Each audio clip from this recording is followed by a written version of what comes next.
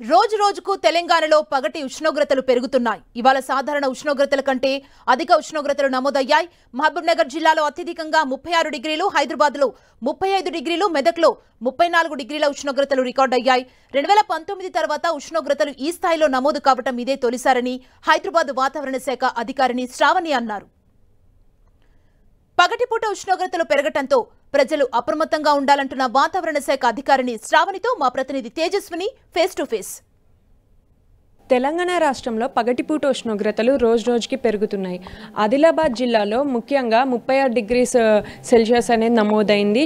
అలాగే హైదరాబాద్లో కూడా ఎండ తీవ్రత అనేది పెరుగుతుంది. మరి రాబోయే రోజుల్లో ఉష్ణోగ్రతలు ఎలా ఉంటాయి, వీటికి సంబంధించిన వివరాలు అందించడానికి మనతో పాటు వాతావరణ శాఖ అధికారిని శ్రావణి ఉన్నారు. మ్యామ్, ఈ పగటిపూట ఉష్ణోగ్రతలు అనేవి ఫిబ్రవరిలో పెరుగుతున్నాయి. రాబోయే రోజులు ఎలా ఉంటాయి? ఫిబ్రవరిని దాదాపుగా మొదటి వారం నుంచి కొద్దిగా ఉష్ణోగ్రతలు క్రమేపీనా పెరగడం కనిపిస్తూ ఉంది. గత 2 రోజుల్లో చూసుకున్నట్లయితే దాదాపుగా పగటిపూట ఉష్ణోగ్రతలు 1 నుంచి 2 డిగ్రీల పైన పెరగడం అయితే జరిగింది. గత 24 గంటల్లో చూసుకున్నట్లయితే మనకి ఆదిలాబాద్ జిల్లాలో అంటే ఉత్తర తెలంగాణ జిల్లాలో అత్యధికంగా 36 డిగ్రీలు నమోదవడం జరిగింది. అలాగే హైదరాబాద్ పరిసర ప్రాంతాల్లో దాదాపుగా 35 నుంచి 36 డిగ్రీల మధ్య ఉష్ణోగ్రత నమోదవుతుందన్నమాట. గత ఏడాదితో పోలిస్తే ఈ ఏడాది ఫిబ్రవరిలో పెరిగిందని అంటారు. గత ఏడాది దాదాపుగా మనకి ఫిబ్రవరి నెలాఖరు వరకు కూడా శీతాకాలం అనేది దాని యొక్క ప్రభావం చూపిస్తూనే ఉంది. ఈ ఏడాది మనకి ఉత్తరాది నుంచి మనకి ఇచ్చే ఈ వెస్టర్న్ డిస్టర్బెన్సెస్ అనేవి సంఖ్య చాలా తక్కువగా ఉండడం, అలాగే మనకి కింది స్థాయిలో దాదాపుగా సౌత్ నుంచి అంటే దక్షిణ దిశ నుంచి దక్షిణ మధ్య దిశ నుంచి నైరుతి దిశ నుంచి గాలులు వీస్తూ ఉండడం వల్ల మనకి చలి తీవ్రత చాలా తక్కువగా ఉంది. మార్చ్ ఏప్రిల్లో ఏదైతే ఎండ తీవ్రత ఉంటుందో అది ఫిబ్రవరిలోనే వచ్చేసింది అని అంటున్నారు. సో దీనికి సంబంధించి ఏమంటారు?